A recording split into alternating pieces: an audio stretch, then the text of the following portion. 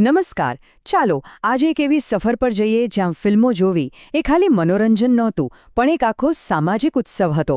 આપણે વાત કરવાના છીએ મલ્ટીપ્લેક્સીસ અને સ્ટ્રીમિંગ પહેલાંના જમાનાની, એટલે કે 1990ના દાયકાના ભારતીય સિનેમાના અનોખા અનુભવની. ક્યારેય વિચાર્યું છે? આજે તો એક ક્લિક કરો અને ટ્રેલર, રિવ્યૂ બધું જ સામે આવી જાય. પણ એ વખતે શું થતું હશે? જ્યારે કોઈ નવી ફિલ્મ આવવાની હોય ત્યારે લોકો સુધી એ વાત કેવી રીતે પહોંચતી? એની હાઇપ કેવી રીતે બનતી? ચાલો આ જ રહસ્ય પરથી આજે પડદો ઉઠાવીએ. તો કોઈ પણ ફિલ્મ થિયેટરમાં લાગે એની પહેલાં જ એની ચર્ચા કેવી રીતે શરૂ થતી, એની સફરનો આ પહેલો અને સૌથી રસપ્રદ પડાવ છે. ચાલો જાણીએ કે લોકો નવી ફિલ્મો વિશે કેવી રીતે જાણતા અને એના માટે આટલા ઉત્સાહી કેવી રીતે થતા. એમ સમજો કે એ વખતે આખું શહેર જ એક જીવંત સોશિયલ મીડિયા ફીડ હતું. કોઈ ફેસબુક વોલ કે ઇન્સ્ટાગ્રામ નહોતું. દરેક શેરી, દરેક ચાર રસ્તા અને દરેક મોટી દિવાલ પર હાથથી દોરેલા મોટા મોટા કલાત્મક પોસ્ટરો લાગેલા હતા. આ કોઈ નાની સૂની પ્રિન્ટેડ જાહેરાત નહોતી, પણ કલાકારોની મહેનતનું જીવંત પ્રદર્શન હતું, જેને જોઈને જ ફિલ્મનો અંદાજ આવી જતો. આજે તો આપણે ફોન પર બેઠા બેઠા આરામથી ટિકિટ બુક કરી લઈએ છીએ, બરાબર? પણ ત્યારે થિયેટરની ટિકિટ બારી પર લાંબી કતારોમાં ઊભા રહેવું પડતું. અને સાચું કહું તો એ લાંબી લાઈન પોતે જ એક ઇવેન્ટ હતી. મિત્રો સાથે ગપ્પા મારતા, આવનારી ફિલ્મની વાતો કરતા કલાકો ક્યાં જતા રહેતા એની ખબર જ ન પડતી. અને હા, થિયેટર બહાર જેટલી લાંબી લાઈન એટલી ફિલ્મ હિટ જવાની ગેરંટી. સારું, તો ટિકિટ તો મળી ગઈ. હવે ચલો થિયેટરની અંદર જઈએ. એ કોઈ આજના જેવા નાના હોલ નહોતા, પણ જાણે કોઈ મહેલ હોય એવા ભવ્ય હતા, જ્યાં એક જ મોટા પડદા પર સિનેમાનો અસલી જાદુ જોવા મળતો. થિયેટરની અંદર પણ બેસવાની વ્યવસ્થા બે ભાગમાં વહેંચાયેલી હતી. ઉપરની તરફ હતી બાલ્કની, જ્યાં આરામદાયક સીટો હતી. ટિકિટ થોડી મોંઘી હતી અને સામાન્ય રીતે પરિવારો ત્યાં બેસવાનું પસંદ કરતા. અને નીચે સ્ક્રીનની એકદમ નજીક હતી સ્ટોલની સીટો. અહીંયા જ અસલી ધમાલ મચતી. અહીંયાથી જ સૌથી વધુ સીટીઓ અને જોરદાર કમેન્ટ સંભળાતી.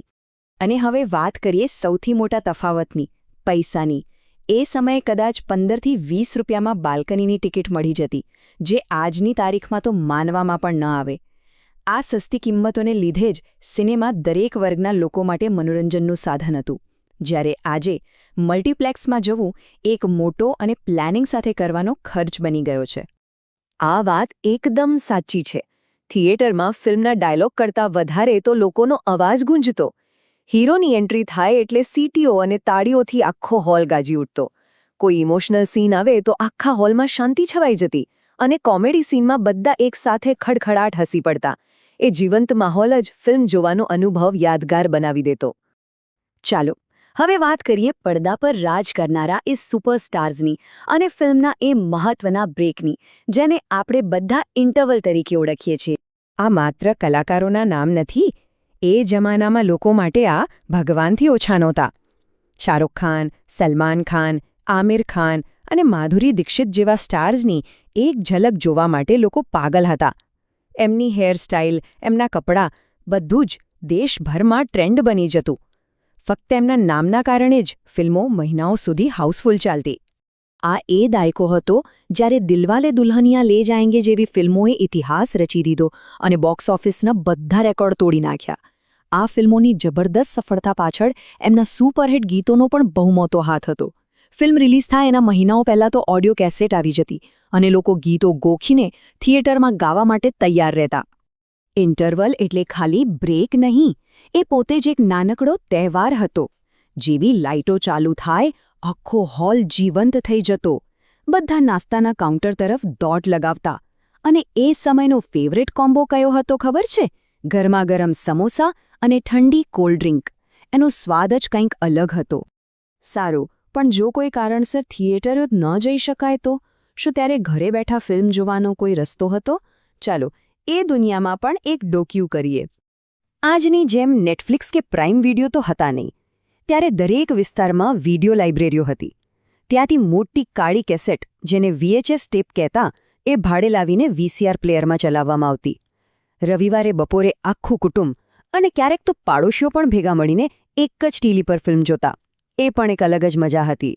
તો ચાલો હવે એક છેલ્લી નજર નાખીએ કે 90ના દાયકાનો એ જાદુઈ સિનેમાનો અનુભવ આજના ડિજિટલ સમયથી કેટલો અને કેવી રીતે અલગ હતો? આ તફાવત બધું જ કહી દે છે. એક તરફ હતું બધા સાથે મળીને ઉજવણી કરવાનું શોરબકોરવાળું વાતાવરણ, તો બીજી તરફ આજે છે આપણા પોતાના અંગત, શાંત અને સુવિધાજનક અનુભવ. પ્રચારની રીત રસ્તાઓ પરથી બદલાઈને આપણા ફોનની સ્ક્રીન પર આવી ગઈ છે અને ખર્ચ સસ્તામાંથી પ્રીમિયમ થઈ ગયો છે.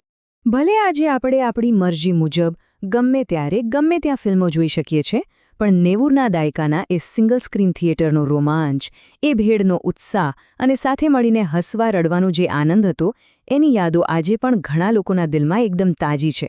એ ખરેખર ભારતીય સિનેમાનો એક સુવર્ણકાળ હતો. અને આ સફર આપણને આ એક સવાલ પર લાવીને ઊભા રાખે છે.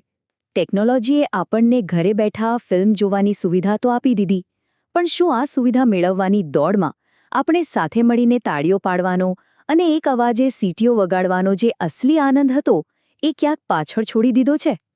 આ એક વિચારવા જેવી વાત છે.